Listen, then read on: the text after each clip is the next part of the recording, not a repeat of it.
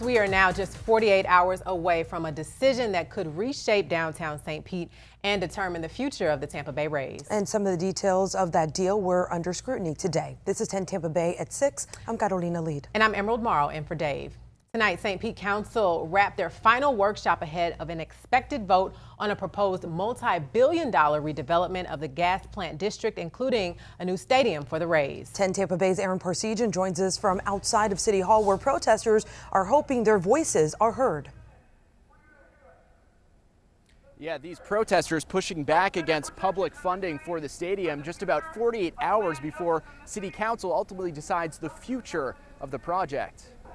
This is a very important day for our city. St. Pete Mayor Ken Welsh kicking off the city's final workshop meeting ahead of a vote on what could be the biggest development in city history. The city's never done anything of this scope, and that required collaboration, innovation, and a focus on getting feedback. Council members scrutinizing the final details and agreements for the proposed $6.5 billion revamp of the historic gas plant district and the building of a state-of-the-art baseball stadium that will take hundreds of millions in public funding to get it done. And that this is the right path for our organization, for our hometown, for our children, and for our collective future. But it will take 5 of 8 city council members to approve the plans moving forward. Some frequent critics still raising concerns over the public cost. Still represents one of the largest stadium subsidies in MLB history, and that's where the core of my frustration comes from. Others frustrated with the price the city will have to sell the land for. It's simple.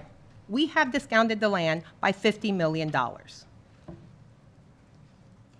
And they're giving us $50 million in community benefits. Who's actually paying for that? And that's a rhetorical question. Supporters argue it will rejuvenize a stagnant area and act as a major economic driver. It's going to have a tremendous impact. I mean, you look at what we currently have. We've got a stadium with 86 acres of parking lots around it, and it doesn't generate any sort of revenue to the city. Redeveloping that property, we're going to put all that property on the tax rolls. So, Aaron, you said it will take 5 city council members to push this forward. Does it look like they have the votes? Well, we can't say for sure, Carolina, but there was a preliminary vote held at the city level about a month ago. In that was some of the more procedural impacts of this project. They approved that on a vote of 5-3, and based on conversations I've had, as well as feeling the temperature in the room through these conversations over the past couple months, it seems like we're on pace for a similar result if that vote is held on Thursday. Of course, keep you updated on whatever comes out of that result. We're live in St. Petersburg tonight. Aaron Parsegian, 10 Tampa Bay.